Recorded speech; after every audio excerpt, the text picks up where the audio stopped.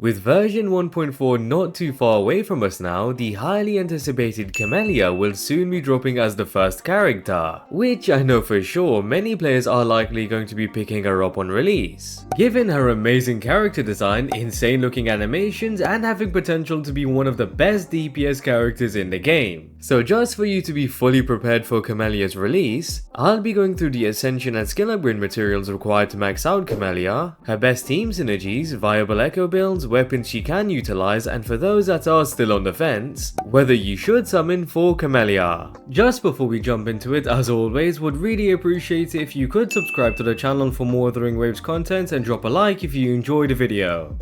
Now I'm going to kick this off with the Ascension and skill upgrade materials Camellia will require. First, you'll need 29 green Whispering Cores, 40 blue Whispering Cores, 52 purple Whispering Cores, and 61 gold Whispering Cores. Considering the last couple characters also did require Whispering Cores, I'm sure quite a few players will need to pick up some more for Camellia. So as usual, the best way to pick these up would be farming open world enemies that drop Whispering Cores, which you can track down within your guidebook. Also, to just be a bit more efficient in preparing for Camellia, you may want to track down all of the enemies that drop Whispering Cores from the echo set you plan to use on Camellia. So for example, if you intend to use the Havoc set, then you should hunt down the enemies that drop Whispering Cores in the Havoc set first. Additionally, since Camellia is a one-handed sword character, she will require 25 green metallic drips, 28 blue metallic drips, 55 purple metallic drips, and 67 gold metallic drips, which you would be picking up through the forgery challenge. As for the weekly and open world boss to farm, you will require 46 topological confinements from the brand new Fallacy of No Return open world boss, along with 26 Dreamless feathers from the Dreamless weekly boss. Lastly, the open world material Camellia will require is 16 Novas, which thanks to the newly implemented tracking feature, you will be able to track all of them down within the Black Shores quite easily.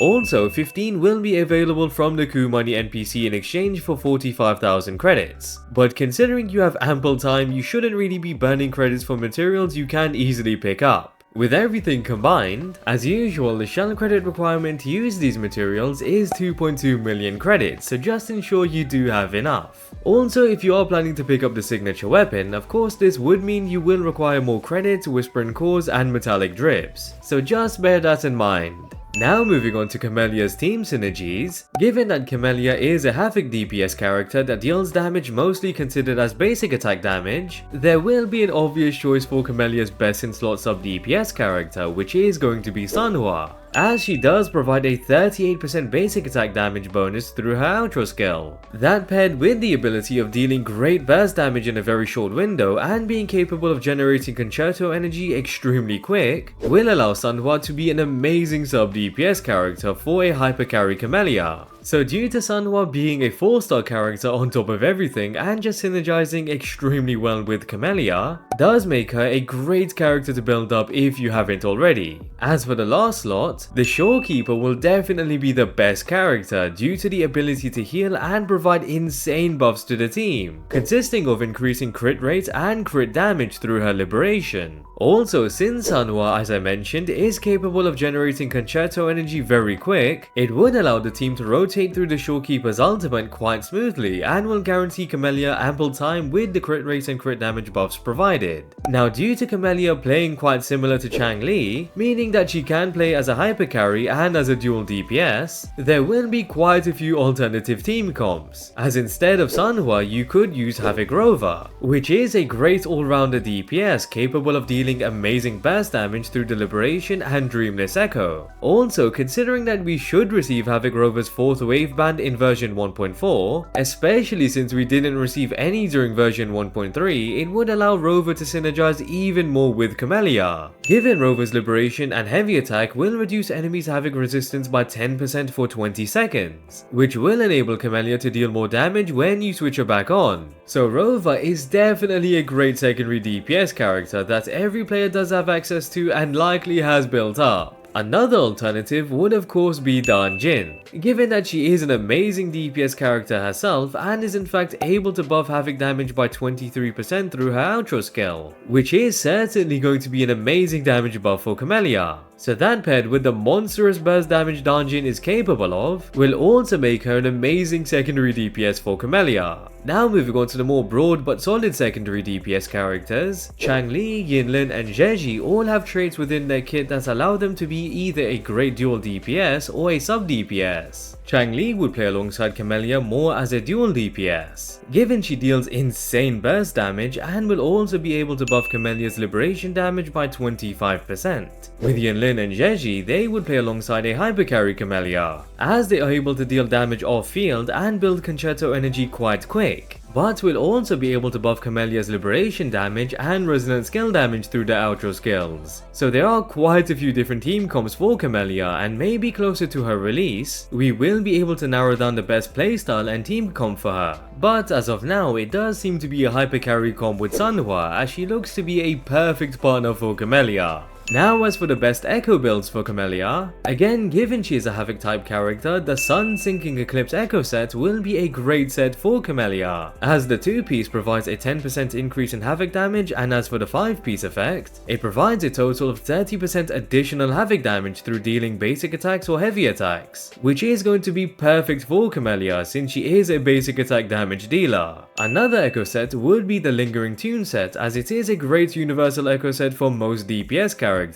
Given the 2-piece provides 10% attack and the 5-piece provides an additional 20% attack, along with a 60% increase in damage from the outro skill. However, given the attack buff is removed as soon as Camellia switches out, I do prefer and would recommend the Sun Sinking Eclipse Echo set. But if you don't have the full Sun Sinking Eclipse set built, you can of course opt for the Lingering Tune set or a hybrid build with a 2-piece Sun Sinking Eclipse set and a Lingering Tune set, which will be a viable build but is inferior to both full sets of the Lingering Tunes and Sun Sinking Eclipse. Now since the Sun Sinking Eclipse set does have 2 4-cost echoes being Dreamless and Crownless, it means that both the 43311 build and 44111 build are available. Of course the 43311 build is going to be the better build to run, but if you don't have the best 3-cost echoes, then the 44111 build will definitely be a viable option. As for the best main echo, the Dreamless will have to be the echo to opt for, given you can swap cancel after using the echo skill, and since you would need to farm 26 Dreamless feathers, means you will be farming Dreamless echoes either way and you may pull a few nice pieces. But I'm sure most of you already have a cracked Dreamless echo sitting on Havoc Rover.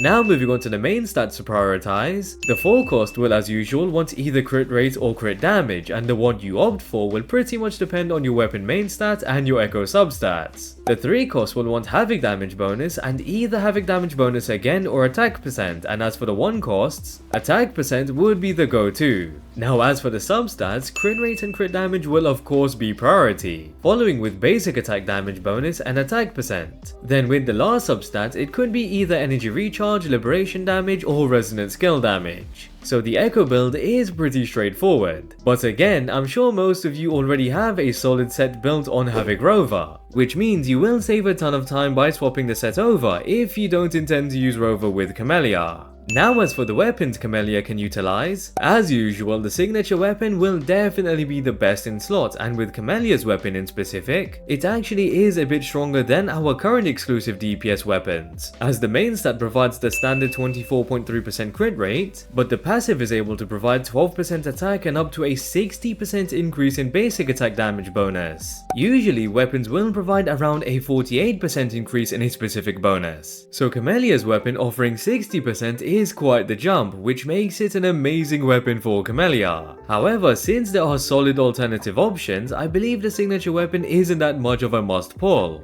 as there is the Emerald of Genesis, which also has a 24.3% crit rate main stat, along with providing 12.8% energy regen and up to 12% attack through the passive, which are effects Camellia will definitely be able to utilize, making it a great alternative weapon I assume by now most players should have. Additionally, there is the Blazing Brilliance, which is Changli's signature weapon. The main stat offers a massive 48.6% crit damage boost, and with the passive, it provides 12% 30% attack and a boost of up to 56% resonant skill damage. The resonant skill damage bonus might not be as valuable as a basic attack damage boost, but it's still a decent effect for Camellia, which does in fact make it a solid alternative if you do have this weapon. As for the 4-star alternatives, the only noticeable weapon would be the Looming Loss, which is a battle pass weapon but is still solid overall due to the passive providing a 20% basic attack damage bonus. So all in all, there are a few solid alternative options to the signature weapon, with the Emerald of Genesis being the best option. So if you do have this weapon, it means that you can skip Camellia's signature weapon quite comfortably. However, if you don't have any 5-star one-handed swords, I would then definitely recommend pulling for Camellia's weapon, as 5-star weapons do provide a massive upgrade.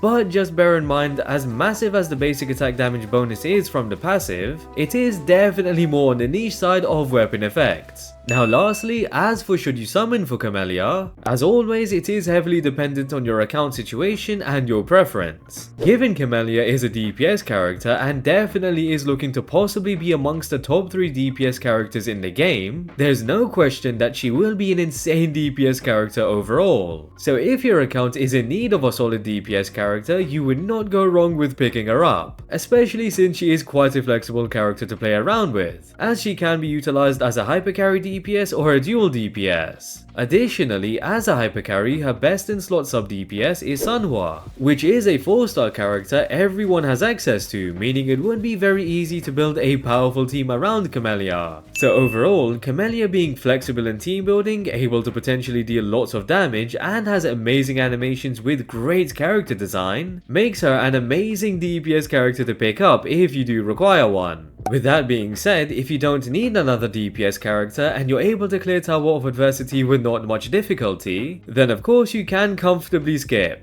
However, due to Camellia just being Camellia, I do know players are going to be picking her up regardless of their account status, which is ultimately your preference, to which I completely understand. Since if you like the character and the design, then you should definitely summon, and with Camellia specifically, she is looking to be a powerful and fun DPS character. And with that, I hope you guys enjoyed the video. Would really appreciate it if you could subscribe to the channel for more WutheringWaves content, and if you enjoyed the video, drop a like. Also drop a comment down below on your thoughts on Camellia and whether or not you will be picking her up. And yeah, hope to catch you guys later.